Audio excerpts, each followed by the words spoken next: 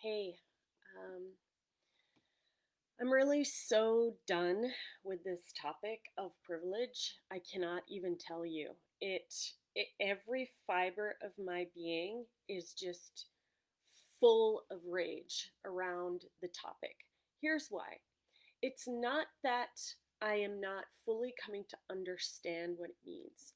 What bothers me is that the intention of helping those that are suffering right now, on fire right now. Black Lives Matter. Let's talk about that because that is what is in the forefront right now in in my in my field and hopefully in yours, based on what was seen a couple nights ago with George Floyd getting murdered by a apparent officer of the law.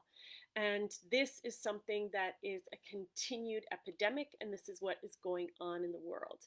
This epidemic of brutality that is happening in the world right now should be the forefront of discussion.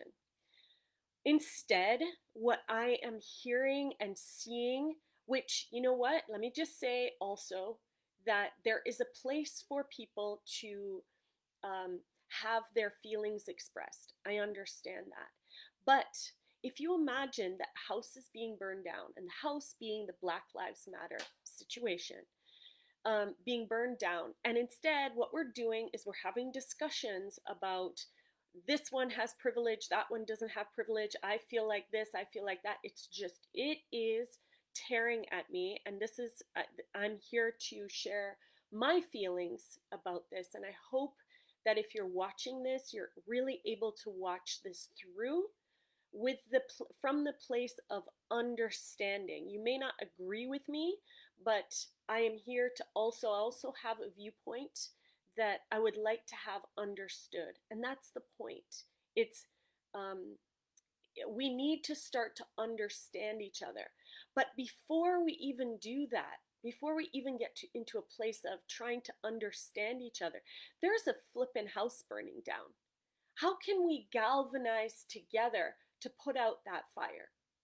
Because I know, I am pretty damn sure that after seeing that video of George Floyd being murdered, so much of the world was up in arms. So much of the world, because we're human, feel um, the human life that was lost, and the tragedy of that, and it's in our faces. For many, it has not been in our faces. For many, it's been in your face consistently, persistently. It has been more than decades, it's been lifetimes of oppression. And I understand from my humble point of view how what oppression means, and not a lot. I haven't had a lot of it. I haven't even touched on um, what most have been through. I was, as a child growing up, when I was born in Jamaica, and in Jamaica, I was like everybody else. And then I moved to Canada, and suddenly I became aware that I wasn't like everyone else. What happened to me, though, is that and I'll just tell you a little bit of my history just so that I can show you that I understand a bit. And I believe that everyone has their own thing. So my thing was that I was called nigger because I didn't look like the others. And then when that ran out, I was called Paki, which is supposed to mean Indian, I guess, because the nigger part ran out. So there was something else that I was going to be called. And then I was called those names for quite a while. I mean, that was what I was referred to. And then one day somebody said to me, you German. And I was like, what the hell? Where did that come from? And that's when I realized that it had nothing to do with something that was wrong with me. It had everything to do with the mindset of the others, and separation, and causing separation. And so I have experienced racism in my life. And here's the thing, I have a mixed race in my background. So I have black, I have Indian, also have white. I also have God knows what else, because coming from Jamaica, we've got everything. We've got a melting pot within us. So I feel, and I feel the parts of me that are torn. I feel the parts of me that are undoing as a result of what's going on here. And yeah, I can feel the pain of a human being suffering. And I believe that we all can feel the pain of a human being suffering. And um, when words like privilege are spoken, it's not about what privilege is, because there is a clear definition of that. And when we're away from a place of anger and righteous anger and upset, which is natural if you're in it, but unnatural if you're not in it, you may just be feeling a sense of, oh my god, that's horrible. And I am the type of person that I have done a lot of work. I've done a lot of personal growth in my life.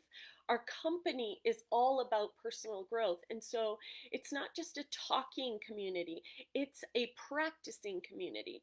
And in this practice, what we practice is to stay grounded, soften the front surface of our body, and open our hearts to feel. And that includes everyone. That includes on all grounds. You cannot just have a principle and have that principle only be in one area, in one faction. It has to include all, otherwise, it is not true. I don't believe it to be true at all. If love is love, then love is love across the board. If justice is justice, justice is justice across the board. And if we're going to put out a fire right now, which is the fire that is burning on the backs of black people who are not being protected by those that are supposed to be protecting them, then that's the fire that we need to put out as a humanity.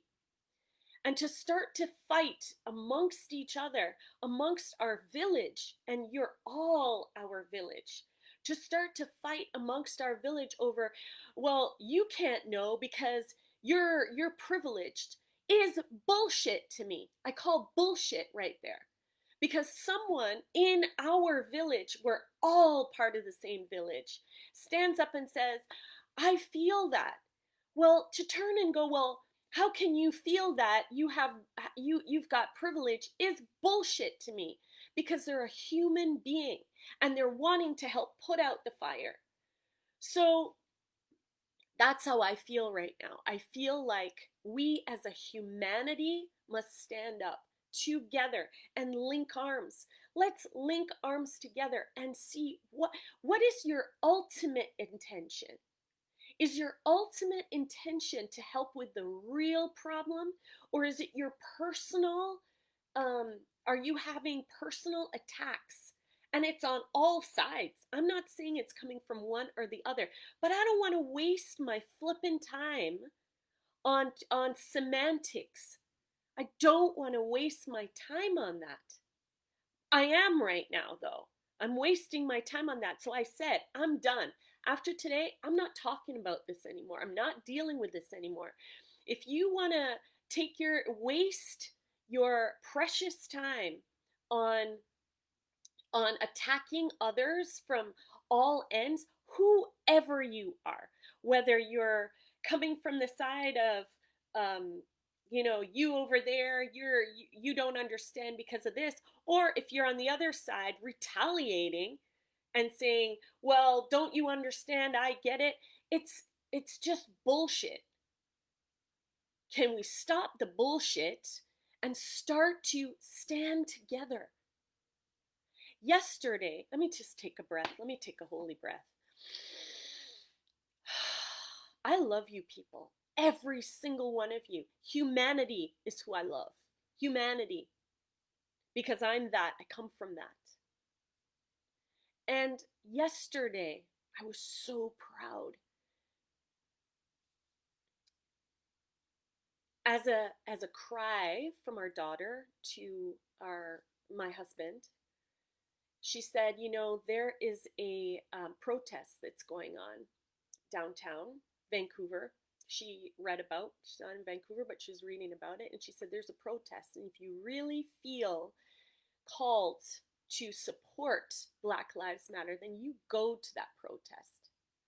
And our son, myself, Satyen, we all went down to the protest downtown in Vancouver. And it was pristine. This protest was pristine. What do I mean by that? I mean that people came out in support. One and all, every different shade you could imagine, every different men, women, elders, youngers, LGBTQ supporters, indigenous people standing for Black Lives Matter. And it was in unison and it was in love, and there was no one fighting. And the young woman who was there, one of the organizers, there were times where in the crowd we would hear somebody yelling, and then the crowd would look over and, bracing or what's that fight? And she would calm everyone down. This young woman, this young millennial would calm everyone down, calm the whole group down and say, hey, they want to incite us. They want to get us fighting amongst each other. Refuse it. Come back. Come back. Let us refocus. What are we here for?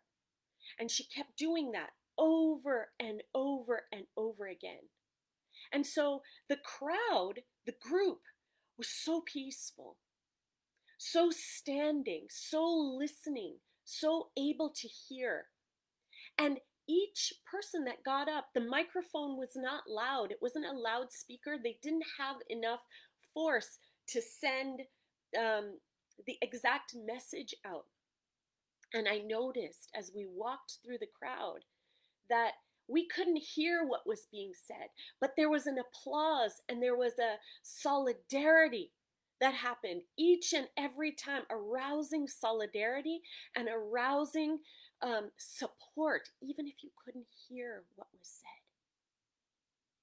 Even if you couldn't hear what was said, and it was peaceful. And Satyen and I were in the back, but we really wanted to hear what was at the front. You know what happened? We walked from the back all the way to the front, which meant we had to go in between the crowd. And not one person turned to us and said, hey, I'm standing here right now. How dare you walk past? How dare you walk in front of us? Not a one. And then there were thousands of people out. And we walked in on various areas of the crowd, and not one turned in anger towards us.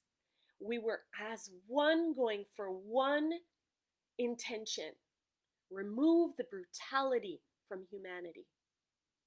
That's my words, but that's the truth of it. So I'm sick and tired of anyone. Well, I take it back. I'm angry. I'm angry about brutality, but I will not be brutal to those that are feeling angry. I have to show that compassion as well. Because if compassion is across the board, it's also across the board for me. I have to be the change that I want to see. And so I want you to know, my friends, my family, that I'm done with this conversation. Almost done.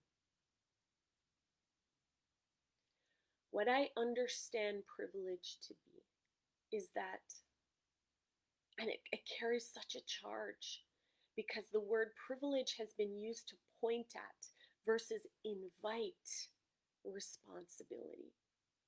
The word privilege should be a term of invitation.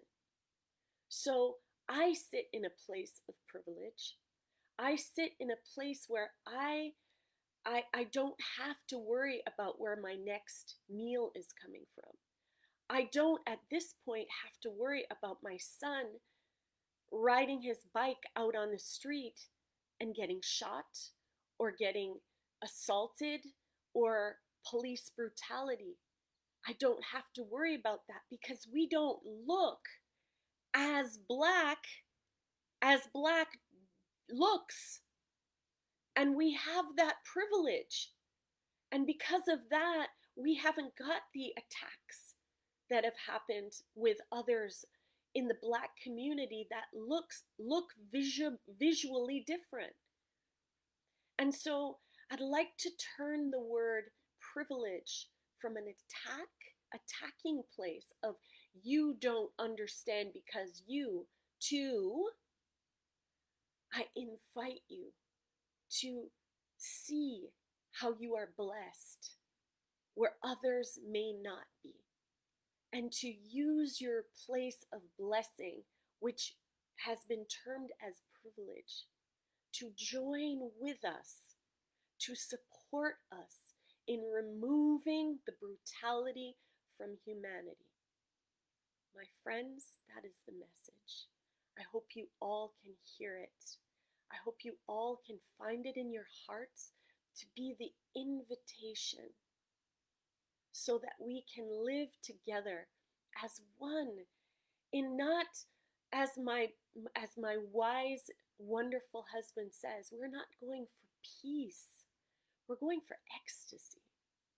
Ecstasy is the next level that we're going for here. Let us go for ecstasy. Ecstasy in the heart. Let us start there. And from that place we will be led, my friends, my brothers, my sisters, my mothers, my fathers. We are all one. Let us link arms together and see to it that justice is served.